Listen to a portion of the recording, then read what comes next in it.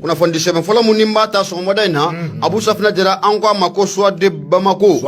Bamako wula otewa Abu Safna jara munye Maimuna Dumia Fakuli akumara ako munye Algerika oka ministri Mumbai no ka bar nesendo Algeri ane jamana wora kunyo nyana bolima nanga mako aramtan lamara sigata la koni abeshu anga Bamako kona labi fatriga baka fola ako abena klesa batamana anga jamana kono muye Maimuna Dumia na be Algerika ko ni ministre ko folen ko fo akani nalila anga jamana kona la ko fin jumain de be dibila akoina oro kum kona la muye Maimuna Dumia aira ka fo ko muye Algerika ko ni ministre ko folen no be aramatane lamara no oba ale ko fo abu sigata la abena klesabata mana anga jamana okonna ola klesabata ma kunde dore ibora sorla ka fo ko muye anga ministre mumbe no ka baranes no onne jamana wora ko nyonya na bolima no de son excellence Abla Diop ko Abla Diop ko ale de keleme ni wati na ka wole blamunye Algerika ko ni ministre ma ku kana Bamako ubena siga baro oke akuni ya temna kalaje Algerika ko ni ministre ko fole ninta anako foloye anga jamana okona la koy akoko muyi nali ko abedam ne septembre ko le folo Abu Safna jira ko kumbe chamuye septembre ko le saba samba fla ane samugo ane fla okona ula fatika baka fola muyi Maimuna Dumia fakuli ako ni ministre ko fole nabe Algerika ko ni ministre ko fole ko fo Abu Safna jira ko abena le muyi 18e session du comité bilatéral stratégique Mali-Algérie ote doraye Mali Algérie jamana ni nyogon cilala ameseka bentuko muna amana ke siraw siraye muye Mali abi tasro muye Algérie fene ba atasro ko anakunyo o borlasigi o konna oye o de kum konola muye fatrike baga fola ayira ka foni choko folen koni na kunye teri ya munno obe Mali ane jamana Algérie che Abu Safna jira teri ni ngura ko obeseka di amatuko muna o de kum konola ni ya jemna kala jamunya ani Algérie jamana abeni kana sancha mambo muye teri ya kono obe ani Algérie che o de kum konola be na ka foko ali bolono semem blamu no kera onne dina marfatuku ne nyanche nabe bamanchi koro nunu kofo le SR belo lu kotawa Abu Safna jira obolo no bla seben ko o kera munya Algérie ka o fe wa munya Algérie munya ale de kera sobabu ye muye sigafo obeseka na onni SR belo nunu nabe bamanchi koro nunu kofo an olu chelala ala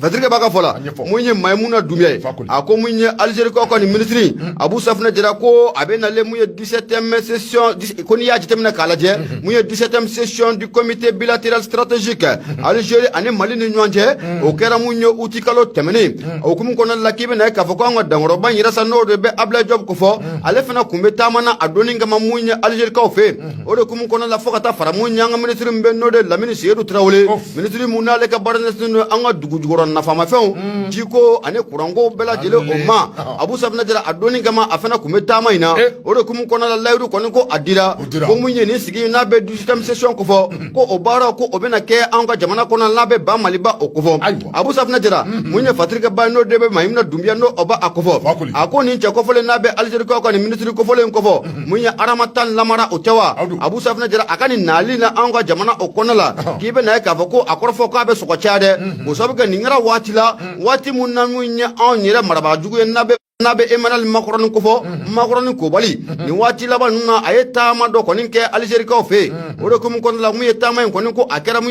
utikalo kile muga ane duru Abu Safna jira ninga na kunche mu utikalo kile muga ane wolon vla mu Algérie ane mu France Macron ngani tama konin la kibi na ka fo ko mu babu chama konin ko o shala aka nga mu fe mu no o dogolente Abu Sikata la mu Macron ay feran dabali bala dilen ke mu ni masaga fe nabe Algérie masaga ko fo o be siga kuma mu Mali konin ko abe tabolo muna munye Macron abe faka feran dabali bela jele tika senga ale no ya sura France ko ni o gena ka bo anwa jamana kono la ngabe ni damu ya jamana ka jamana mun kama alebo aka entero ko sura Mali fe o jamana ko ni o sababu ya la o de te dora ko di Algérie o de kum kono la kibe na ka fa ko munye Macron aye kle damado tama ko ni ga munye Algérie ko fe ana fura ka fa ko munye o mateme kle damado ka munye Algérie ko ni ministre ko fo Nobel la aramatane lamara ale fana bina kle sabata mana anga jamana konna la Abu Safna Jara mun ye fatirike baye ako yiningali to min ko akasigi mun ye fɛn mun be na ye jema kamana gan wati na mun ye farafidon mun sira nga fɛn mun kɛ bela jele ko mesira francien on ne mun ye maliya kulusi banin ka ado franci la o de kum ko la korfa mun na be bela jele nda ko ni wati na ako ko anga sigango doni abeni kana san keme obo bara mun no madali ka kɛ mun ye on mara bagaw yo da franci ga o de te dore ni wati la banu na mun ye on ye damakasi seben ka to do mun ye conseil de sécurité de l'ONU Abu Safna Jara ale nyokoro mun ye damakasi seben mun kono la nanya fese ka ira ka fɔ ko mun ye franci abe ka feran dabali bela jele tiga senga mun ye terroristu abu ku dɛmɛ marafaw be duma abe na kiboro nyini an ka kan kan an wala kana baw kan ni ngata di an juguma no be terroristu ko fɔ wa mun ye dalu mun do dalu wulibalu do koy gonte kaw do Abu Safna Jara iba mina ya fɔ abu mashi se ka soso Abu Safna Jara na manya ka fɔ ko mun ye o ko adale me mun ye conseil de sécurité de l'ONU maw nyakoro franci se ba koro sirani franci be ka feran dabali bela jele bla senga ka feran ni dabali bela jele ke on be se ka nin ko ni ka adabla to mina o de kum kono la kibe na ka fɔ ko ali wati temenena mun ye ministre do be no de be Aissata Tall o ko fɔ Aissata Tall Sall ale mun ye wala fɔ ka ministre ye mun fana ka barnes no una jamana koron nyana walma ale ya ira ka fɔ ko mun ye olu ka masakay mun ye Macky Sall ko Macky Sall be na feran dabali bela jele ke mun ye Mali on kalame ka ngani damakasi seba mun ni ka ado mun ye oni maw nyokoro ka nya ci franci ma e ko Macky Sall be na wuli ka joke ka chesiru ko ko oke e Abu Safna Jara ko me se ka sengo bara nuko obula to muna fatige baga fola aku ko ngoni me tabolo muna mamunu me ka jamana ko ni ka amara ni wati laban ko na no be colonel Ashim Koita aso ale na ka chodo siga tala mun ye Macky Sall akani laini ko ni ko ate sabati to sila fatige baga fola an ngoni me tabolo muna na foko bi faransi ko ni ga wuli ka jone chesiri bela jelenke anye ni ndamagashi seba mun do ale jugu yalla anye ni ndamagashi seba mun ko ado ne farafi do mu mesira ga ke mun ye farafi jamana o masega ke ba malibari ya ke kambe ta faransi sige akle binani debanga faransi be faka feran dabali bela jelenga yani nyonyo don che